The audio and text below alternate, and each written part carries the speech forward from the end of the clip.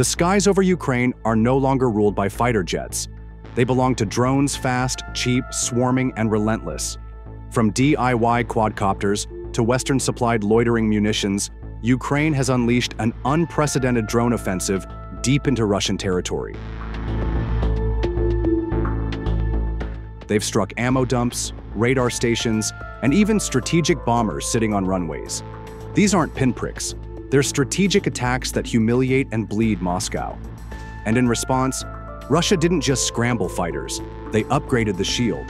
Enter the Pantsir S, a hybrid gun missile system once designed to guard airbases and mobile convoys.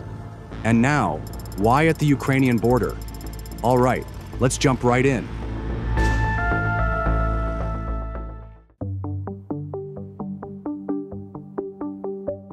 What if your best air defense system suddenly got 4 times deadlier? That's exactly what just happened. On June 19, 2025, Russia's defense industry giant, Rostec, dropped a game-changing update. Their frontline Pantsir S air defense systems are now armed with a staggering 48 missiles, up from the usual 12 payload. Why now? And why at the Ukrainian border?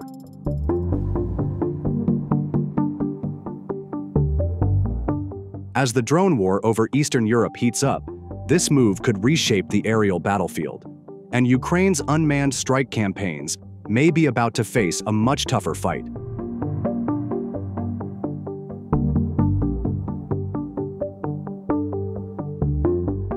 If the S-400 is Russia's long-range sniper, the Pantsir is the close-range bodyguard. Built on a mobile 8x8 truck chassis, the Pantsir S combines rapid-fire 30mm cannons with command-guided missiles. Its radar system can detect and track aerial targets up to 30 kilometers away and react within seconds. Originally, it carried just 12 missiles.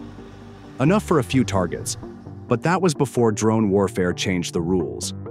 Now, Pantsir systems are rolling out with 48 ready-to-fire mini-missiles. That's a 4-fold increase in firepower without increasing reload time.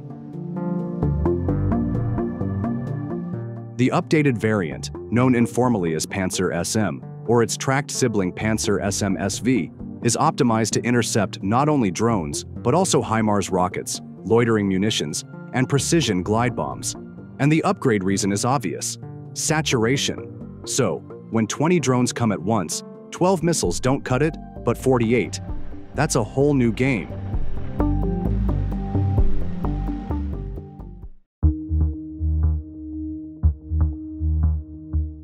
Pantsir isn't new to combat.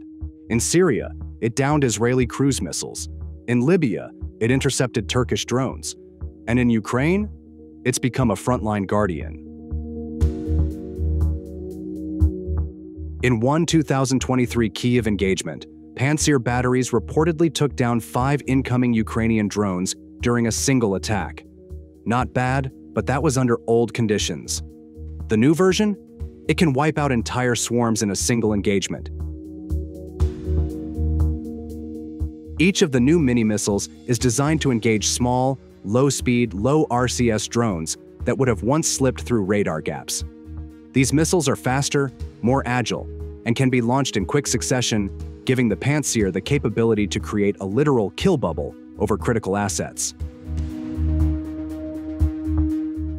That includes S-400 launchers, mobile headquarters, fuel depots, and logistics convoys. And yes, it also includes civilian areas increasingly targeted by long-range Ukrainian drone attacks. So how does this change the war? Ukraine's drone strategy relies on volume. Cheap FPV drones can overwhelm Russian radar. Suicide drones can destroy multi-million-dollar hardware. But that's based on one assumption that Russia runs out of interceptors before Ukraine runs out of drones. Thanks to Rostec, because this new Pantsir changed that balance. With 48 interceptors per system, each unit can stay on station longer, defend larger sectors, and cover more ground. That means fewer gaps for Ukraine to exploit. It also relieves pressure on longer-range SAM systems like Buk and S-350, which are better suited for aircraft and cruise missiles, not cheap drones. This could also be a morale boost for Russian troops. No soldier wants to sleep under a drone buzzing overhead. With Pantsir nearby, the sense of protection rises, and that affects operational tempo. For Ukraine, it means adaptation, more stealth, more volume, or entirely new tactics. Because Russia's no longer defending, it's preparing for Drone War 2.0.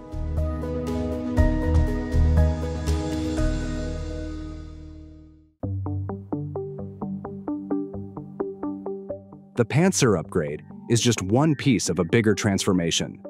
Russia is rapidly integrating short-range systems like Pantsir, Tor M2, and the S-350 into a layered air defense network.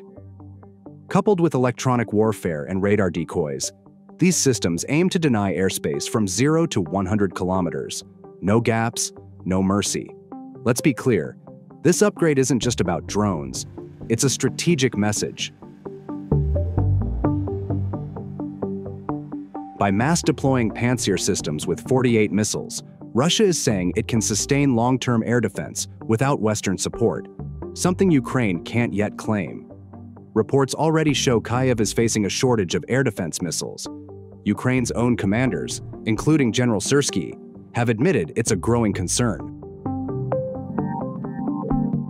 This gives Moscow more than a shield, it gives leverage. It means Russia can better protect its airfields, rear depots, and command centers. That frees up the Air Force to take riskier missions.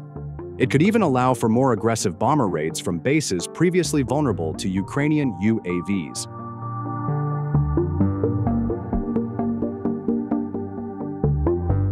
Expect Ukraine to hit back with smarter drones, decoys, and saturation waves. Expect NATO suppliers to look for new drones with AI navigation, stealth shaping, and even kamikaze swarms that outnumber interceptor stocks. It also forces the West to rethink. If cheap drones no longer work, do they send more expensive ones? Do they risk piloted aircraft? Or do they escalate cyber and electronic warfare instead? Because now, both sides know air superiority isn't won by jets anymore. It's won by who controls the drone battlefield. And right now, Pantsir just made a powerful move to take the lead. Stay alert. This fight isn't slowing down, it's escalating. Thanks for watching.